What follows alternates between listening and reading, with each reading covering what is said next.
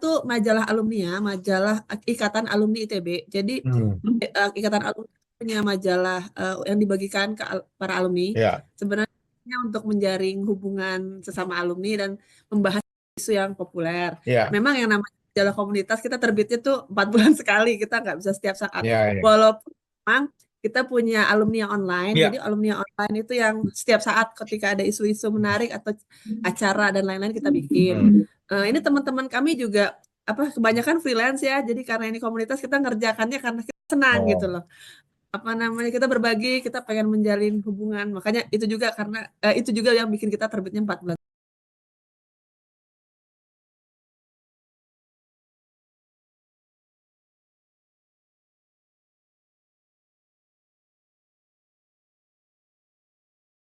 untuk melaksanakan. ya. Kalau nggak salah Pak Yayat S2-nya di ITB juga ya Pak? Oh iya, begitulah. Boleh boleh tahu nggak sih Pak tahun berapa kita ngobrol dulu boleh ya Pak? Tahun 90.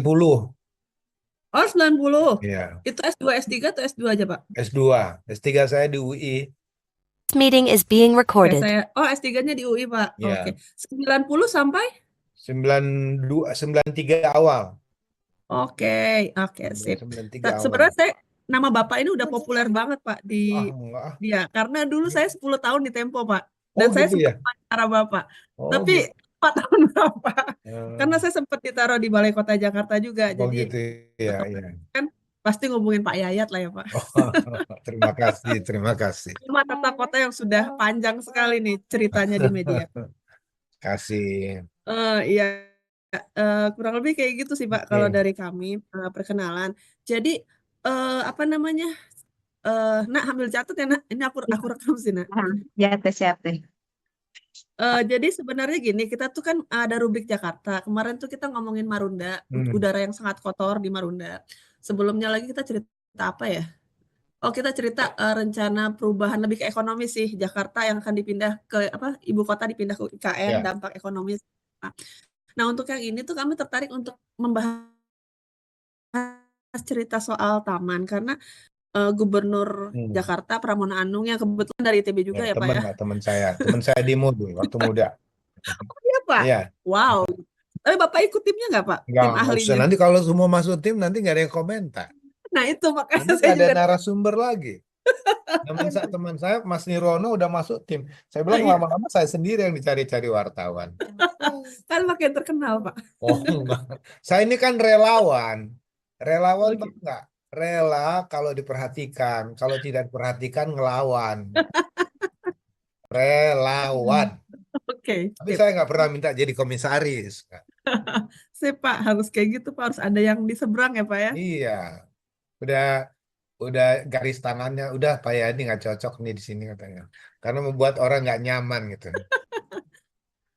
Oke. Orang kritis emang susah Pak sekarang Pak. Nah, Tapi harus tetap ada ya Pak ya.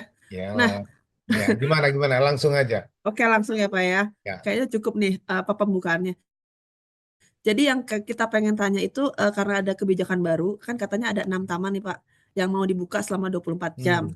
Hmm. Apa namanya, pertama kita pengen nanya sebenarnya tanggapannya Bapak terkait rencana ini gimana Pak? Ini ya intinya tanggapannya dulu kali ya Pak ya.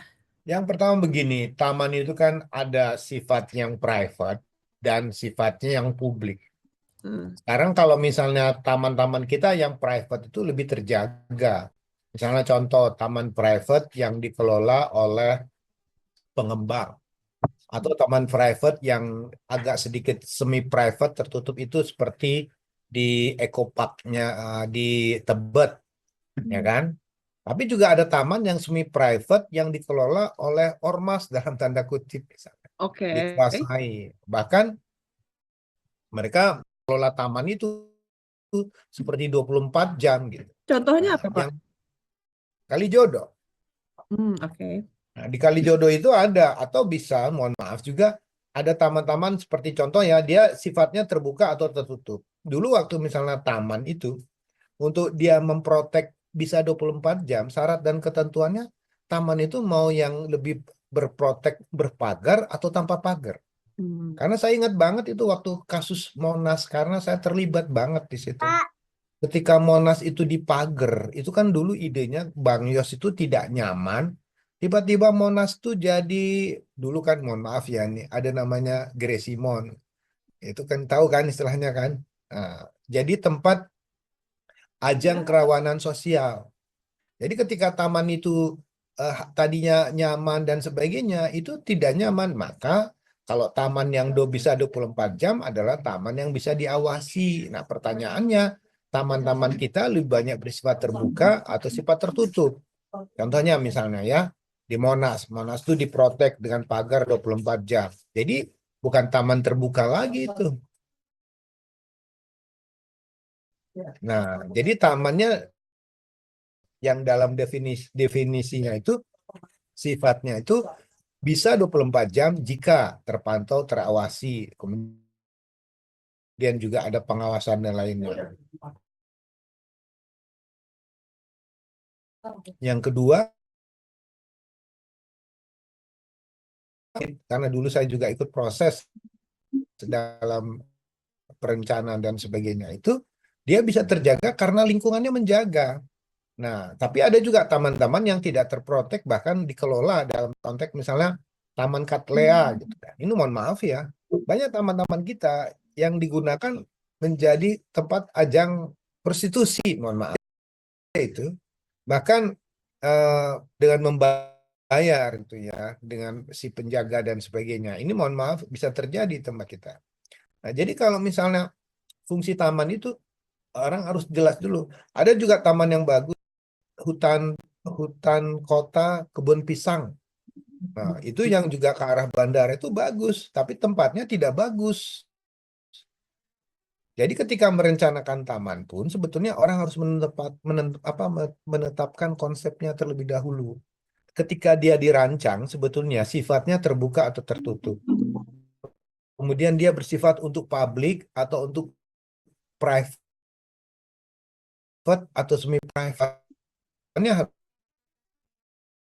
harus dipertegas. Publik yang bagaimana yang bisa memanfaatkan taman tersebut.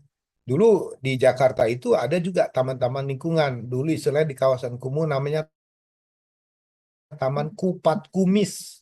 Kumuh padat, kumuh miskin. Nah, tapi pertanyaannya ketika konsep dibuatlah pakai rumput, pakai apa, ternyata nggak sesuai gitu kan. Ketika dipakai 24 jam sama anak-anak sana, sama emak-emak di sana untuk jemur kasur, jemur segala macam, dipakai main bola, rumputnya mati. Akhirnya taman yang cocok untuk 24 jam di perkampungan adalah taman-taman yang diperkeras. Karena ternyata 24 jam dipakai. Jadi konsep awalnya itu jelas. Apakah taman sekedar untuk estetika ruang saja, atau ada taman fungsi sosialnya, atau taman-taman lain. Jadi itu makanya ketika gagasan pembuatan taman dulu berapa kali diminta jadi juri atau terlibat dalam konsep penataan taman-taman di Jakarta, kita harus menegaskan misalnya taman itu misalnya dari 6. Taman yang mau dibuka 24 jam, taman apa aja coba? Hah? Nggak kedengaran suaranya?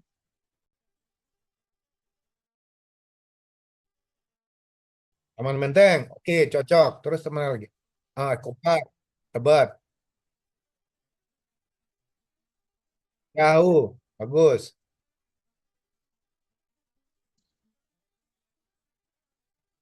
Lapangan Banteng, ya. Taman Langsat. Langsat. Oh, yang di itu Ya, ya, di Taman Kebayoran Langsat. ya. Nah, Habis itu ada satu lagi, Pak. Sebentar, saya cek lagi. Ada satu lagi apa ya? Kurang lebih itu ya, 5 di antaranya. ya. Nah, menurut Bapak gimana taman Itu ini, Pak? itu taman memang berada dalam lingkungan yang terjaga dan lingkungan. Jadi ibaratnya Oke. taman 24 jam itu ketika komunitas menjaga taman. Jadi taman-taman yang terawat itu jika ada komunitasnya. Taman Ntar dulu. Ayodhya. Ayo, saya juga lupa Ntar di dulu. mana. Taman Ayodhya, sebentar, Pak. Taman Ayodhya. Di Barito, Pak. Oh, Barito ya sama di lingkungan yang tengah kota ya kan. Nah, Ya. taman yang terjaga 24 jam. Yang kedua, Taman Menteng. Nah, Taman Menteng itu kan menarik begini. Ketika konsepnya dibuat dari yang di Tebet itu. Ketika taman itu membludak dengan pengunjung yang banyak, yang protes pertama itu masyarakat sekitarnya. Kenapa mereka protes? Karena parkir semrawut, sampah di mana-mana. Jadi ada tekanan yang demikian kuat dari komunitas untuk menjaga kualitas taman. Hmm. Nah, itu menunjukkan taman itu bisa 24 jam karena komunitasnya menjaga. Oke, sip, Pak. Yang kedua, Satu lagi Taman Ayodhya, Pak. Ayodhya itu yang di DKI dengan komunitas Menteng dan komunitas penggiat lingkungan. Dan dua saya juga. Nah, ketika dia di konsepnya dibuka, maka komunitas itu mengatakan taman ini akan membuat lingkungan lebih nyaman atau lebih buruk. Oke. Nah, maka dibuat konsep tamannya itu yang lebih terbuka. Jadi sejak awal tamannya memang didesain untuk membuat lingkungan bertambah kualitasnya dan kehidupan sosialnya berkembang. Cuman nanti yang menjadi catatan itu ya itu Taman Menteng, taman tadi Eco Park, terus taman apa lagi? Langsat, Taman Langsa. Marta Tiahahu. Nah, Taman Langsa itu kan sebetulnya dulu sempat taman lansia. Nah, ada komunitasnya, terjaga standarnya, pemantauannya juga kuat. Jadi ada yang menjaganya. Jadi pertanyaan, kalau taman-taman yang tidak ada penjaganya, tidak ada komunitasnya, seperti Taman Katlea, waktu Katlea itu dibuka, itu di tengah-tengah. Kita nggak tahu siapa yang menjaga. Karena tidak ada menjaga, maka dibuatlah pagar. Sama juga dengan Monas. Monas tuh nggak ada yang jaga. Karena kelilingnya tuh ring satu, sepi. Perkantoran. Jadi di pagar, nggak bisa 24. Nah, Langsia, Ayodhya. Ayodhya pun juga ada komunitas kehidupan berada di jantung Jakarta, ya kan? Terus yang lain, apa lagi? Satu, dua. Marta Tiahahu, Pak. Dan tahu juga itu taman yang memangnya sudah terbentuk komunitasnya gitu kan. Jadi kalau misalnya taman terbuka, taman dekat, yang dalam pemikiran masyarakat taman itu nyaman untuk didatangi. Jadi orang sebelum datang ke sana dia berpikir apakah taman itu nyaman dan aman nggak untuk didatangi. Kita sempat ingin berdiskusi di taman untuk membahas transportasi Jakarta. Jadi ibaratnya konsep yang seperti ini sebetulnya pernah dulu dilombakan ide secara ada masyarakat dari Banjarmasin punya ide waktu itu namanya ketika taman berbicara. Ketika taman berbicara apa yang terjadi? Mereka menggunakan taman itu untuk mengumpulkan semua wakil-wakil rakyat, wakil-wakil komunitas, anggota DPR juga diundang. Untuk apa? Untuk berbicara di taman. Jadi ketika taman itu dibuka 24 jam, harusnya konsepnya juga jelas. Konsep yang bagaimana yang akan dikembangkan di tempat tersebut. Jadi bukan sekedar membuka 24 jam, apakah nanti ada live musik atau apa, kan nggak jelas. Kedua juga pada pertanyaan nilai manfaat apa yang akan didapat dan siapa komunitas yang akan menggunakannya. Dan yang paling penting dari semua proses itu adalah ada nggak persetujuan warga.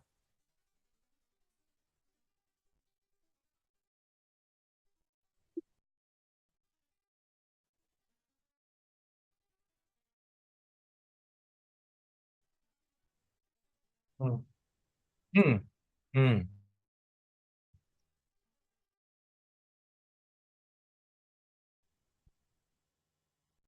Ya, iya. Sebentar, sebentar. Saya mau ini baterainya lowbat. Hmm. Oke. Nah, ya. Ya betul. Jadi kan seperti saya katakan tadi,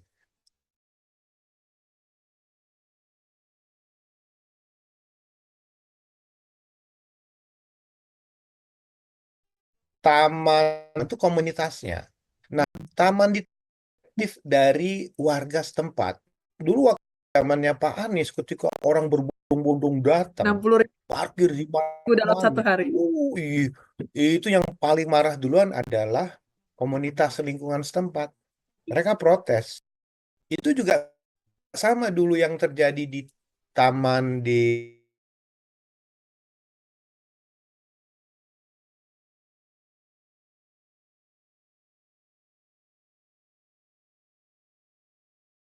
Menteng itu.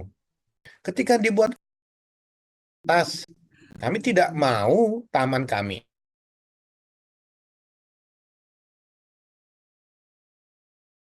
ini mendegradasi lingkungan kami. Tahu nggak pengaruh?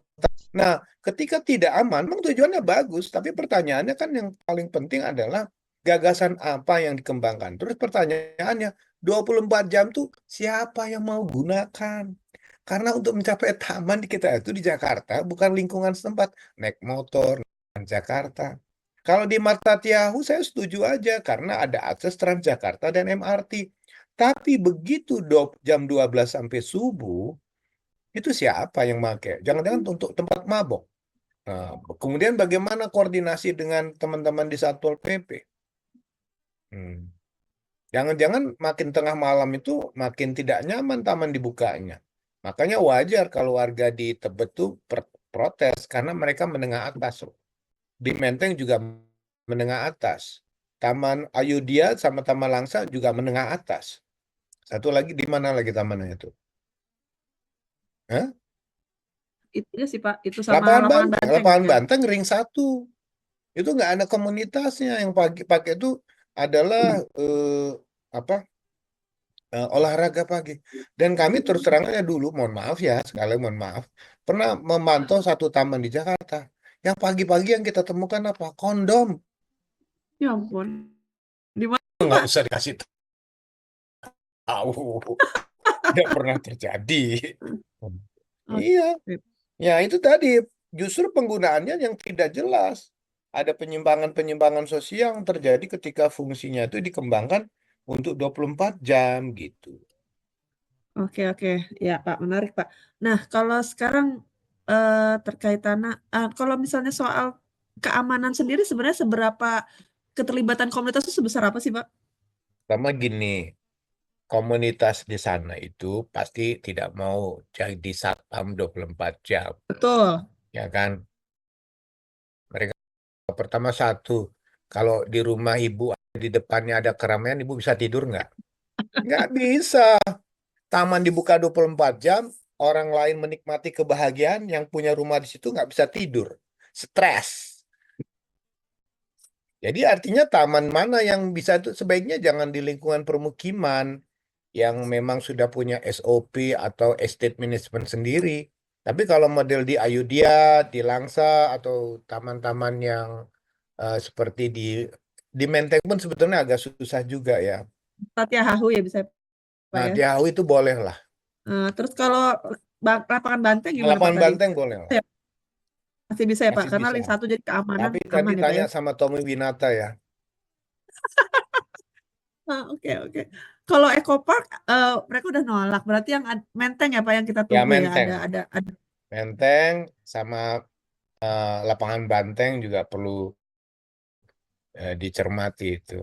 Yang kemudian bisa diakses. Tapi sekali lagi saya mengatakan bahwa Taman 24 jam itu harus ada namanya proses sosial, proses dialog.